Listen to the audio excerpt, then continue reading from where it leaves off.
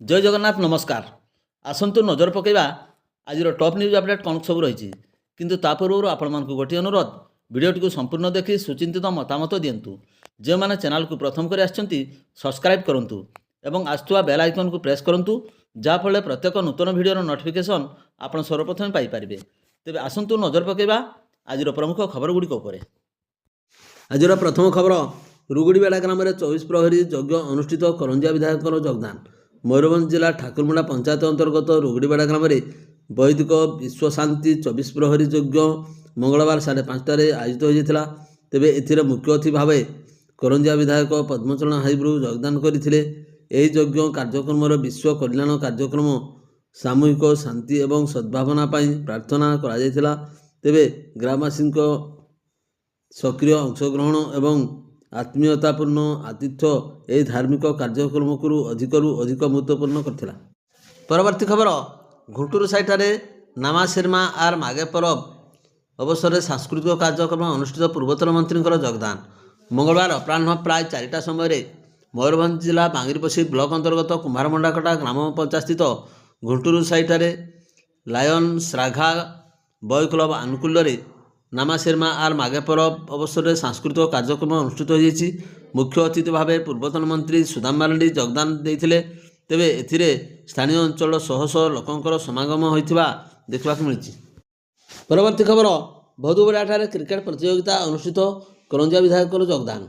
मंगलवार अपराह प्राय 4 घटिका समय मयूरभंज जिला ठाकुरमुंडा ब्लॉक अंतर्गत जरद पंचायतर भदुबड़ाठारे माँ मधुपुरी क्लब आनुकूल्य क्रिकेट प्रतियोगिता अनुष्ठित होती। एथिरे मुख्य अतिथि भाव करंजिया विधायक पद्मचरण हाइब्रू योगदान करथिबा बेले जଣାपड़ी। तेबे अतिथि महोदय समस्त युव क्रीड़ाविद मान उत्साहित करथिबा देखा मिलता।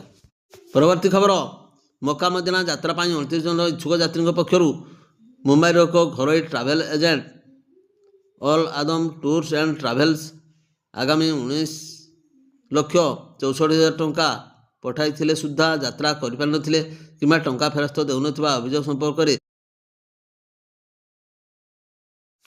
2023 मसीहार एक मामला को विचार कर स्थानीय बारिपदा एडीजेम जुएल पट्टनायक अभियुक्त मुंबई अनिल अब्दुल शेख 31 वर्ष को दोषी सब्यस्त करने सहित मंगलवार दंडादेश शुणाणी कर दोषी सब्यस्त अभियुक्त को 420 दफारे 2 वर्ष दंडादेश 10,000 टंका जरिमाना आदाय कराई। किंतु जरिमाना अनादायर अतिरिक्त 6 मास कारादंड भोगिबा राय उल्लेख कराई। अभियुक्त विचाराधीन कैदी भाव रही आसुवा अवधि को मोट दंडादेश ह्रास कर जोगे प्रकाश कर सरकार पक्षर एसीपी सरोज कुमार दास मामला परिचालना करते। अभियोगकारी बारिपदा 16 नंबर वार्ड श्रीरामचंद्रपुर शेख बेलाल अहमद को अभियोग क्रमे बारिपदा टाउन थाना 2023 एप्रिल 6 तारिख में 256/23 नंबर रे एक मामला अभियुक्त नबील अब्दुल शेख को विरुद्ध में रुजु कराइथिला। परवर्ती खबर करंजिया थाना समरतला पंचायत अंतर्गत राज्य राजपथ 53 मंडुआपाल निकट में एक बाइक धक्कर युवक मृत्यु घटी। मृत युवक जनक जयपुर थाना कपंड ग्रामर मंटू नायक बयस 25 वर्ष बोली जଣାपड़ी। मंटूर भाई बबलू नायक थाना रे दाखल करथिबा एतला अनुଯାयी सकाळ प्राय 7टा समय मंटू उक्त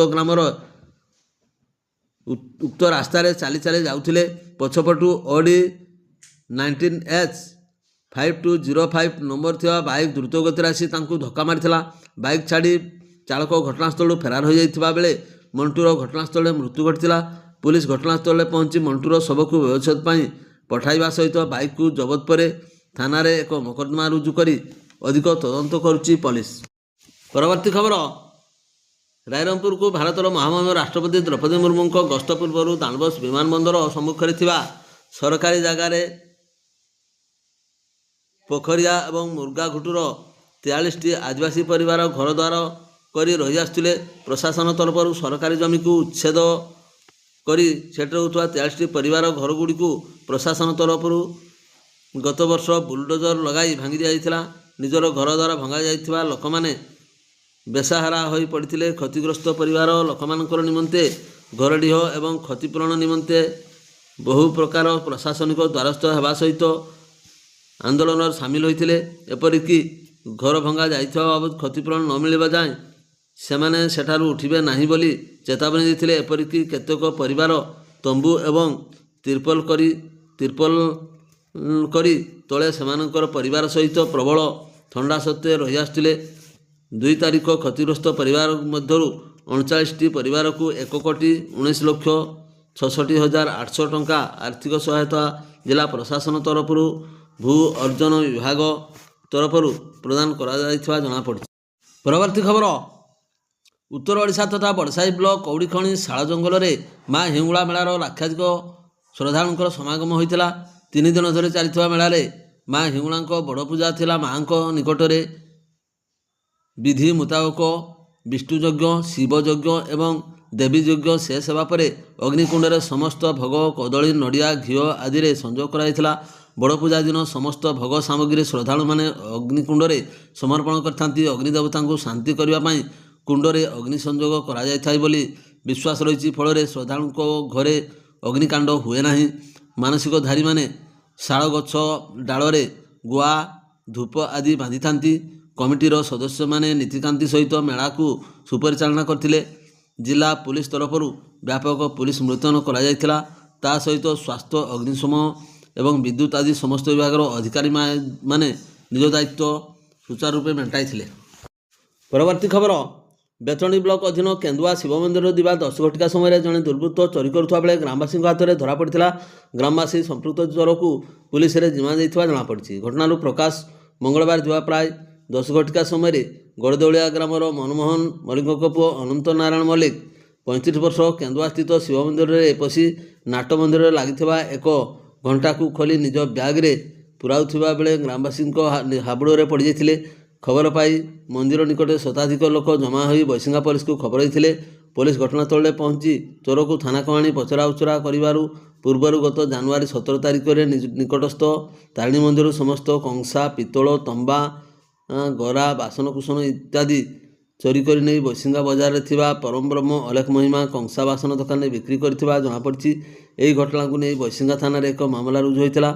ଚୋରି ବାସନକୁସନ ମିଳିବା ପରେ ଦୋକାନର ମାଲିକ ବଡ଼ସାହି ଥାନା ଅଧୀନ ତାଳପଦା ଗ୍ରାମର ସଦାନନ୍ଦ ଜେନାଙ୍କ ପୁଅ ଅରବିନ୍ଦଙ୍କୁ ଏହି ମାମଲାରେ ଥାନାକୁ ନେଇ ଆସିଥିଲେ।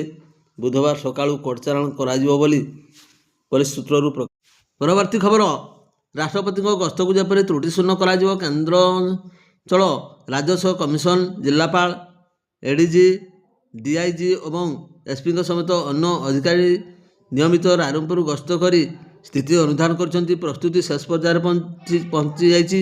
4ରୁ 6 ତାରିଖ ପର୍ଯ୍ୟନ୍ତ ରାଷ୍ଟ୍ରପତିଙ୍କ ଗସ୍ତ କାର୍ଯ୍ୟକ୍ରମ ରହିଛି। ଉକ୍ତ ସ୍ଥାନକୁ କେନ୍ଦ୍ରାଞ୍ଚଳ ରାଜସ୍ୱ କମିଶନ ପୁନମ ଗୁହା, ଜିଲ୍ଲାପାଳ ହେମକାନ୍ତ ସୋଏ, ଉପଜିଲ୍ଲାପାଳ ସୌମ୍ୟରଞ୍ଜନ ପ୍ରଧାନ, ଅତିରିକ୍ତ ଜିଲ୍ଲାପାଳ ସୁଚାରୁବଳ, ITDA ଜଗରଞ୍ଜନ ନାୟକ, ତହସିଲଦାର ବିଶ୍ୱନାଥ ବିଶ୍ୱାଳ ପରିଦର୍ଶନ କରିଛନ୍ତି। ରାଷ୍ଟ୍ରପତି ଜିଲ୍ଲା ଗସ୍ତକୁ ସଫଳ ଏଡିଜି ପ୍ରବୀଣ କୁମାର, ପୂର୍ବାଞ୍ଚଳ IG ପିନାକୀ ମିଶ୍ର, ଜିଲ୍ଲା ଆରକ୍ଷୀ ଅଧୀକ୍ଷକ ବରୁଣ ଗୁଣ୍ଠପାଲି ପ୍ରତିଦିନ ସୁରକ୍ଷା ବ୍ୟବସ୍ଥାର ତଦାରଖ କରୁଛନ୍ତି। ପ୍ରତିଟି କାର୍ଯ୍ୟକ୍ରମ ସ୍ଥଳରେ ଜଣେ ଲେଖାଏଁ ଅଭିଜ୍ଞ ପ୍ରଶାସନିକ ବରିଷ୍ଠ ପୁଲିସ ଅଧିକାରୀ ସୁରକ୍ଷା ବ୍ୟବସ୍ଥା ନେଇ ନିୟୋଜିତ ରହିଛନ୍ତି। 50 ପ୍ଲାଟୁନ ପୁଲିସ ଫୋର୍ସ ମୁତୟନ ହେବେ। ଏଥିସହିତ 5 ଜଣ SP ପାହ୍ୟାର ଅଫିସର ରହିବେ। ସେହିପରି 15 ଜଣ ଅତିରିକ୍ତ SP, 30 ଜଣ DSP, 71 ଜଣ ଇନ୍ସପେକ୍ଟର, 196 ଜଣ SI ଓ 8 ଜଣ ହାବିଲଦାର, 328 ଜଣ ଗୃହରକ୍ଷୀ ସମେତ ଅନ୍ୟାନ୍ୟ ଫୋର୍ସ ମୁତୟନ ହେବେ ବୋଲି ପୁଲିସ ବିଭାଗ ପକ୍ଷରୁ ସୂଚନା ହସ୍ତଗତ ହୋଇଛି। ଭିଡ଼ିଓଟିକୁ ଶେଷ ପର୍ଯ୍ୟନ୍ତ ଦେଖିଥିବାରୁ ଆପଣଙ୍କୁ ଅଶେଷ ଧନ୍ୟବାଦ।